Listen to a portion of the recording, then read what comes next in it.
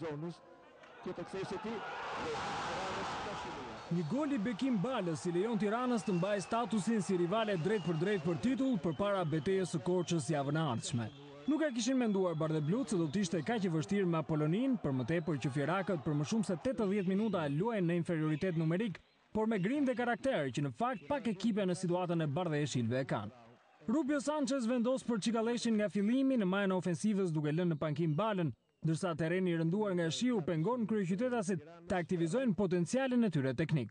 Ferraj provon nga distanca, por goditja e fortë kalon mbi travers. Rreziku i parë në portën e Moçkës që mbyll ndeshjen e tij 1 minutë më pas. Portieri Vlonjat detyrohet të ndërhyjë jashtë zonës për të frenuar Çikalleshin, por Çeka i tregon kartonin e kuq. Prish balancat e skuadrave shumë shpejt gjyqtari për këtë ndërhyrje me taka të portierit që gjithashtu largon topin përpara se pengoj sulmuesin. Në fushë Xhixha dhe është me fat. Goditja e dënimit e Çikalleshit devijohet dhe përplaset në shtyll duke lënë të paprekur portën fjerake. Kundërsulmi është ai që i mbetet Apollonis dhe që nuk heziton ta përdor.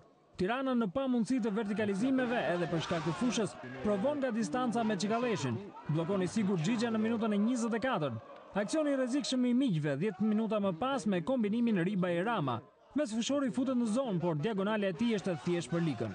Mund të futeshin në telashe vetë fjerakët në fund të pjesës parë kur devijimi i ndonit mund ta çonte në rrjet topin filtrues të kalarit. 0-0 pjesa e parë, por Apollonia me 10 lojtar mund të godiste 1 minutë pas rifillimit. Riba i shpëton pozicionit jashtë loje, nuk tregohet altruist të shërbente për Ramën në të djathtë, por provon goditjen dhe rezultati vetëm rrjet e jashtme.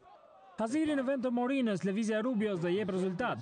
Nga këmbët e kosovarit kalojnë krosimet më të rrezikshme në zonë. Në minutën e 51 Çikalleshi godet, por bllokon në 2 kohë Xhixha. Dueli me portierin përsëritet disa herë, gjithnjë fitues Xhixha.